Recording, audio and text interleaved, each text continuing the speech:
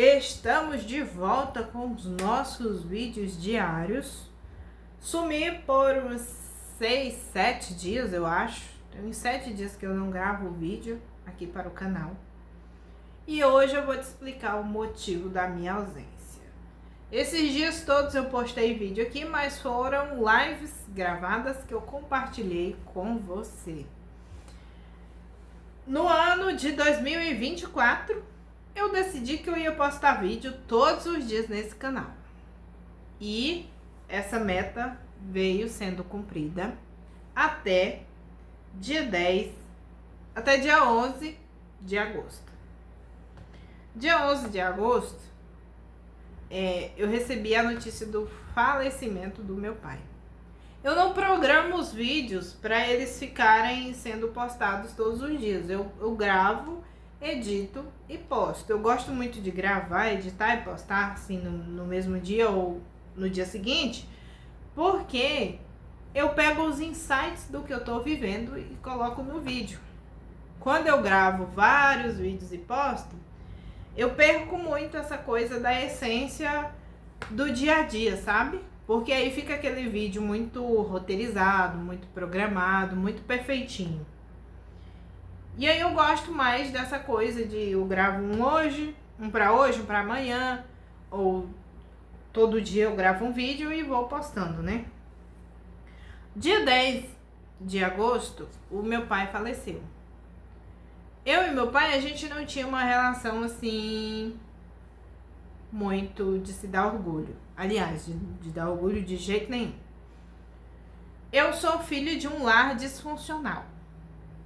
Meu pai e minha mãe, eles não foram casados. O que é um filho de um lar disfuncional? É um filho que não cresceu com os pais se separaram, ou os pais nunca moraram junto, a mãe só engravidou e cada um tava com um canto, e aquele filho cresceu só com um dos dois ou com os avós. Esse é um filho de um lar disfuncional. Eu sou essa filha de um lar disfuncional. Minha mãe conheceu meu pai. Aliás, eles já se conheciam, né? Só que ela foi trabalhar na fazenda dele. E lá começaram um rolo, um namoro. E ela acabou engravidando dele. Nessa brincadeira, quando ele soube que ela estava grávida, ele não assumiu. Não é minha filha. Não vou assumir responsabilidades. E assim ele fez. Não assumiu as responsabilidades. Minha mãe passou os 9 meses, eu nasci, cresci. Quando eu já estava com 3 anos de idade, foi um filho dele lá visitar minha mãe, porque ele só ouvia falar que tinha essa filha, mas ele dizia que não era dele. Ele mesmo ir lá, de jeito nenhum. Aí esse filho dele foi lá visitar minha mãe. Eu tenho até a foto. Eu não sei onde essa foto tá, mas uma hora dessas eu vou trazer ela aqui. Ele foi lá, visitou minha mãe e aí ele confirmou, né, que eu era filha do pai dele, porque ele disse que eu parecia muito com ele e com o pai dele. A partir daí, esse filho dele começou a colocar uma pressão danada para ele me assumir, para ele me ajudar minha mãe, para ele me registrar e tudo mais. Só que ele sempre dizendo que não era dele, né? O tempo passou, eu cresci, né? E aí ele começou a aproximar. E nessa aproximação dele, de mim, eu comecei a ficar apaixonada pela ideia de ter um pai. Só que essa ideia durou pouco, né? Porque por ele não ter me assumido, ele não me registrou. Ele foi me registrar aos 11, quando eu tinha 11 anos, e nem foi porque ele quis, foi porque obrigaram ele a ir lá registrar. Ele tinha que registrar, né? E aí eu fui crescendo e fui conhecendo a história dele com a minha mãe. E aí foi crescendo também dentro de mim uma revolta. Eu era a filha revoltada. Por ele não ter me assumido, por ele não ter me aceitado como filho, por ele ter tirado o meu direito de ter um pai na minha cabeça, né? E aí o tempo passou, eu fui embora lá da fazenda. Com 15 anos eu fui embora da fazenda pra cidade. E aí minha vida passou a ser uma eterna fuga dele. Eu comecei a fugir. Eu não queria saber dele de jeito nenhum. Quando eu ia visitar minha mãe, era tranquilo, era de boa, eu ia lá, visitava ela, passava 10, 15 dias com ela, tranquilo, de boa. Mas pra visitar ele, menina, eu ia lá, passava 15 minutos, voltava para trás. Não tinha conversa, era só benção. Chegava lá, ficava sentada, ele fazia um monte de perguntas. Eu respondia as perguntas dele, eu nem olhava na cara dele. Eu voltava para trás e ia embora para minha casa. Às vezes eu ia lá e ele nem ficava sabendo que eu fui lá. Então, assim, eu me afastei completamente, passei a fugir dele, assim, de uma forma sem explicação. E aí ele adoeceu, fui visitar ele uma vez e aí nunca mais fui. Também não quis saber notícia, não quis saber nada dele, nem ligação, nem mensagem, nem nada. Eu simplesmente fugia. Até que dia 10 agora de agosto ele veio a óbito. E eu dizia que eu não ia sentir a morte dele, que eu não ia sofrer pela morte dele de jeito nenhum. Só que aí eu me enganei. Eu me enganei feio. Porque eu senti. E senti muito. Mas eu não senti falta dele. Eu senti revolta. Eu senti revolta porque eu só queria ser filha. E ele não me deu a permissão de ser filha apenas. E aí, eu passei esses 7 dias de luto, né? Luto dura muito mais, mas eu decidi encerrar com 7 dias. Não encerrar, mas continuar a minha vida, né? Com os meus trabalhos, minha geração de conteúdo, os meus negócios e tudo mais. E aí, nesses 7 dias, eu me senti como se eu estivesse em cima de um muro. Pra cá uma história que já aconteceu e pra cá uma nova história que eu tinha que escrever.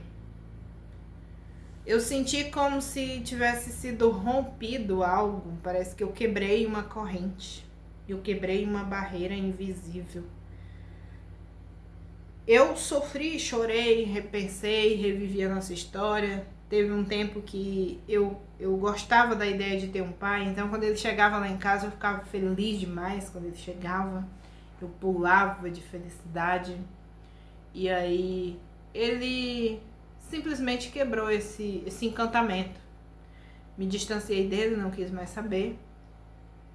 E isso foi gerando em mim uma revolta muito grande, uma rebeldia. E um sentimento de vazio muito grande. Era como se eu rodasse o mundo. Era como se eu buscasse e não achasse nada que preenchesse um vazio existencial muito grande em mim. Era como se a minha vida tivesse sempre uma lacuna em aberto. E isso não refletia só no que eu sentia, refletia também nas minhas ações do dia a dia. Começar as coisas e não terminar, começar um projeto e não terminar. Sempre me sentindo assim muito desmotivada. Começava as coisas e perdia o encantamento rápido, não conseguia prosperar do jeito que eu gostaria. E isso foi virando uma bola de neve, sabe? Na minha vida. E aí, quando ele se foi, eu percebi que a minha fuga não era só dele, a minha fuga também era de mim. Fuga das minhas dores, fuga do que eu sentia, fuga de assumir as minhas responsabilidades. Enfim, esse ciclo se encerrou e hoje eu não tô aqui pra vitimizar, hoje eu não tô aqui pra me sentir culpada. Eu estou aqui para dar início a um novo ciclo da minha vida, uma nova jornada de crescimento, uma nova jornada de aprendizado. Eu estou construindo esse canal desde 2020 e continuarei com esse canal, continuarei gravando vídeos, continuarei a minha jornada de mentora, de mensageira digital. Só que agora, eu não sei explicar, mas com uma certa leveza. Eu sinto uma certa leveza na minha alma. Parece que foi necessário esse acontecimento para que um ciclo fosse encerrado, para que outro pudesse começar. Não estou falando que a morte dele foi boa, mas eu estou falando dos meus sentimentos. Porque a perda é perda. Você perdeu alguém, perdeu. É uma dor que você não consegue curar ela do dia para a noite. E não é uma dor que se cura, é uma dor que se aceita. Quando alguém perde um ente querido, perde um familiar, essa perda não é uma dor que você resolve do dia para a noite. E também talvez nunca resolva, mas é uma dor que você aprende a conviver.